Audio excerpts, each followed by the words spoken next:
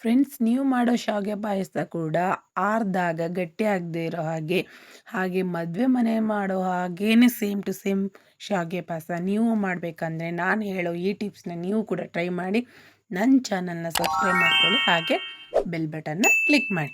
ಬನ್ನಿ ಹೇಗೆ ಮಾಡೋದು ಅಂತ ನೋಡೋಣ.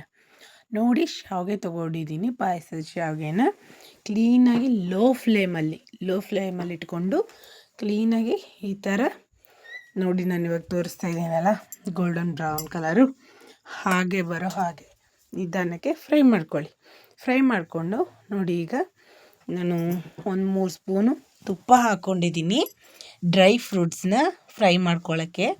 ಗೋಡಂಬಿ, ಬಾದಾಮಿ, ಒಣದ್ರಾಕ್ಷಿನ ನೀವು ಬೇಕಾದ್ರೆ ಎಕ್ಸ್ಟ್ರಾ ಡ್ರೈ ಫ್ರೂಟ್ಸ್ನ ಆ್ಯಡ್ ಮಾಡ್ಕೋಬೋದು ನೋಡಿ. ಹಾಗೆ ತುಪ್ಪ ಕಾದಿದೆ, ಚೆನ್ನಾಗಿ ಲೋ ಫ್ಲೇಮಲ್ಲೇ ನೀವು ಮಾಡ್ಕೊಳ್ಳಿ, ಚೆನ್ನಾಗಿ ಬರುತ್ತೆ.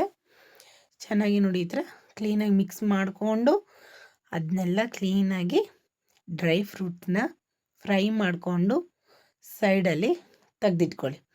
ಈಗ ಅದೇ ತುಪ್ಪಕ್ಕೆ ನಾನು ಅಷ್ಟರಲ್ಲೇ ಹಾಲು ಕೂಡ 1/2 ಲೀಟ್ರ್ ಹಾಲು ಕೂಡ ನಾನು ಬಾಯ್ಲ್ ಮಾಡ್ಕೊಂಡಿದ್ದೆ.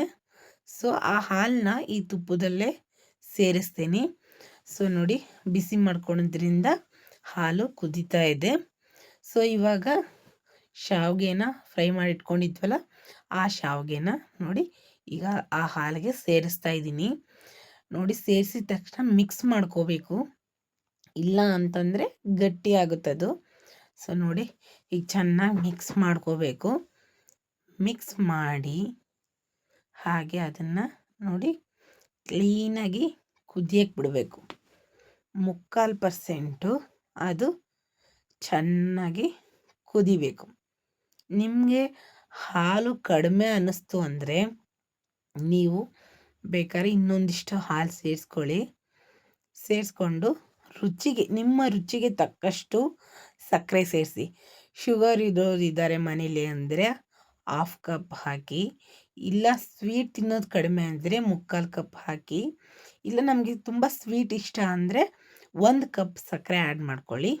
ನಿಮ್ಮ ರುಚಿಗೆ ತಕ್ಕಷ್ಟು ಆ್ಯಡ್ ಮಾಡಿಕೊಂಡು ಒಂದು 5 ಮಿನಿಟ್ಸ್ ಕುದಿಸ್ಕೊಳ್ಳಿ.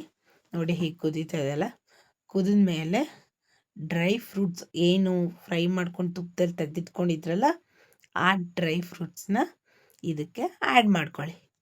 ನೋಡಿ, ಎಷ್ಟು ಚೆನ್ನಾಗಿ ಕಾಣ್ತಾ ಇದೆ ಅಲ್ವಾ? ಹಾಗೆ ನೀವು ಕೇಸರಿ ಕೂಡ ಇದಕ್ಕೆ ಆ್ಯಡ್ ಮಾಡಿಕೊಂಡು ತಿನ್ಬೋದು ಫ್ರೆಂಡ್ಸ್. ದಯವಿಟ್ಟು ನನ್ನ ವಿಡಿಯೋನ ಸಬ್ಸ್ಕ್ರೈಬ್ ಮಾಡಿ ನೋಡಿ ಫ್ರೆಂಡ್ಸ್, ಪ್ಲೀಸ್.